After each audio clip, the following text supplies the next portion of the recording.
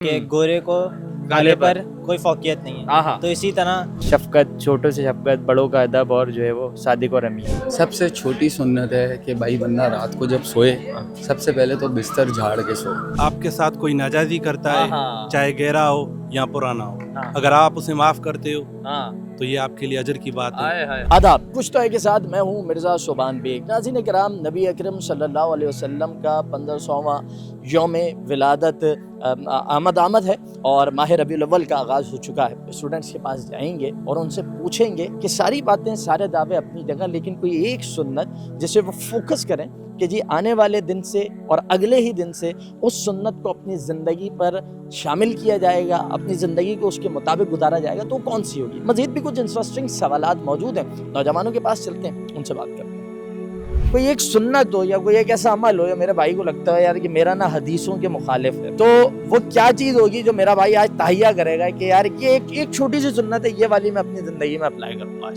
جیسے آپ سے سامنے اپنے آخری خطبے میں کہا ہے کہ گورے کو کالے پر کوئی فوقیت نہیں ہے. تو اسی طرح نہ تو کوئی گورا کسی کالے کو برا بولے، نہ تو کوئی کالا کسی گورے کو برا بولے، نہ تو کوئی امیر کسی غریب کو برا بولے، نہ کوئی غریب امیر کو. سب ایک ساتھ ایک ہی صف میں رہ کر سارے مل کر کام کریں. اسی طرح ہمارے اسٹوڈنٹس میں یہی ہوتا ہے کہ جب آتے ہیں فرسٹ سیمسٹر میں تو لوگ اپنے اسٹوڈنٹس جج کرتے ہیں کہ ہم اس کو جج کر رہے ہیں، یہ جج کر رہے ہیں کہ اس کے پاس اتنا پیسہ ہے، اس کے پاس اتنا پیسہ نہیں ہے، یہ کالا ہے، یہ گورا ہے، یہ پہن رہا ہے. تو جج کرنا ختم کریں اور ریسزم کی جو ریس ہے اس کو ختم کریں. اس کے حوالے سے یہ ہے کہ نبی مہربان صلی اللہ علیہ وسلم کی سنت سب سے جو اگر دیکھا جائے تو وہ صادق اور امین اور جو شفقت اور جو ہے وہ بڑوں سے احترام. تو اس کے حوالے سے میں نے یہ سوچا ہے کہ انشاءاللہ اس کے اوپر پوری توجہ دوں گا اپنی زندگی کے اوپر بھی، اور ہم جو ہے درس بھی اسی حوالے سے دیتے ہیں کہ لوگوں کو جب بیٹھتے ہیں بات اسی چیز کی کرتے ہیں کہ شفقت، چھوٹوں سے شفقت، بڑوں کا ادب اور جو ہے وہ صادق اور امین. سب سے چھوٹی سنت ہے کہ بھائی بندہ رات کو جب سوئے سب سے پہلے تو بستر جھاڑ کے سوئے. بستر جھاڑ لیا تو اس کے بعد درود شریف پڑھے، الحمد شریف پڑھے، اور پھر اس کے بعد 3 کل پڑھے، تین دفعہ یہ پڑھ کے سو جائے. نہ اس میں کوئی آپ کے غلط خواب آتے ہیں، ٹھیک ہے، نیند آپ کی سکون کی گزرتی ہے، اور آپ کو اگلے دن کے لیے جو آپ کو ٹینشنیں ہوئی ہوئی ہوتی ہیں وہ رات کو ہی ختم ہو جاتی ہیں. اگلے دن آپ بالکل ایک فریش مائنڈ لے کے پیدا ہوتے ہو، اور اچھا روٹین آپ کی چلتی ہے اس حساب سے.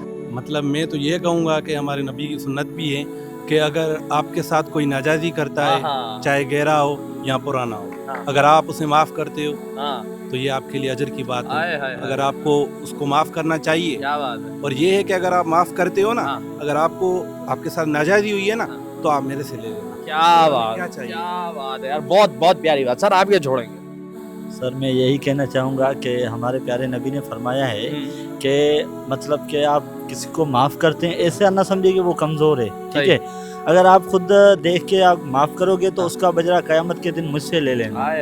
نبی پاک کا یہی فرمان ہے کہ آپ سے اگر کوئی زیادہ طاقتور بھی ہے نا، آپ اسے معاف کر دو، اسی کا بدلہ آپ کو قیامت کے دن ملے گا. یار یہ بڑی زبردست چیز ہے کہ معاف کریں گے، آپ کا دماغ کلیئر رہتا ہے. مجھے یہ بتاؤ کہ آج ہم دیکھتے ہیں اسلام میں جادو ٹونا جو ہے یہ حرام ہے. نبی اکرم صلی اللہ علیہ وسلم نے سختی سے منع بھی فرمایا ہے، ناپسند فرمایا ہے. آج آپ کراچی کی سڑکوں پہ نکلیں، عالم فلانے بنگالی، کالے جادو، اس کا توڑ، کنگیں ہوئی ہوئی ہیں، صحیح ہے، جگہ جگہ پلوں پہ، دیواروں پہ پیسے لے کے وہ بس وصولیاں کر رہے ہیں، بھرا پڑا ہے. آج نبی اکرم صلی اللہ علیہ وسلم یہاں، اور وہ اس سب کو دیکھیں کہ اسلامی جمہوریہ پاکستان اور جادو ٹونا عام ہو رہا ہے. کیا کریں گے وہ؟ ظاہر سی بات ہے افسوس ہی ہوگا ان کو.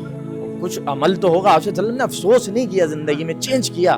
یہ کہ ان کو افسوس ہوگا کہ میری امت جو ہے کن چیزوں میں پڑ گئی ہے، ٹھیک ہے، کیونکہ یہ صحیح کام نہیں ہے، ٹھیک ہے، اللہ کے ساتھ شریک کرنے والے کام ہیں، ٹھیک ہے. آپ ایک طرح سے یہ جو عام عوام ہے جو مطلب بیسیکلی جن کو نالج نہیں ہوتی، پڑھائی نہیں ہوتی، وہ ان کو اپنے پیر بنا لیتے ہیں.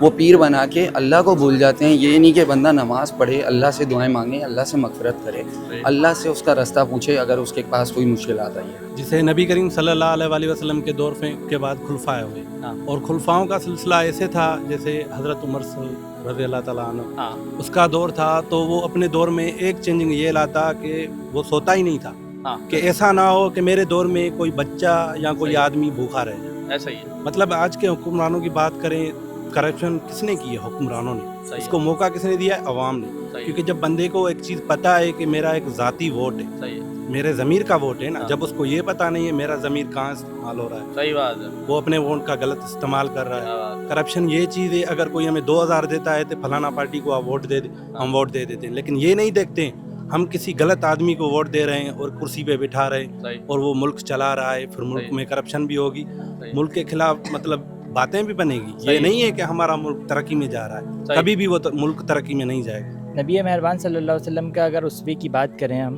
तो उनका उसवा यही रहा है कि आप ये देखें, जिंदा दरगोर की जाने वाली लड़की को उन्होंने इज्जत बख्शी। ऐसा ही है, सही है। उन्होंने जुल्म के खिलाफ ढाल बनकर खड़े हो गए, ऐसा ही है, काफिरों के खिलाफ ऐलान जंग किया कि जुल्म ना करो। सही है, सही है। हर जगह उन्होंने हदीस के मफ़हूम मौजूद हैं, दीगर चीज़ें मौजूद हैं। और उसके बाद उनकी आने वाली जो क़यादत थी, हज़रत अबू बकर सिद्दीक़, हज़रत उमर फ़ारूक, हज़रत उस्मान, हज़रत अली और जितने खलीफा आए और जितने सुल्तान गुज़रे, मुसलमान गुज़रे, उन्होंने यही साबित किया कि नबी मेहरबान सल्लल्लाहु अलैहि वसल्लम का मिशन ये था कि इस दुनिया के अंदर दीन की हाकिमियत को कायम करना और जुल्म और सितम को इस दुनिया से ख़त्म कर देना।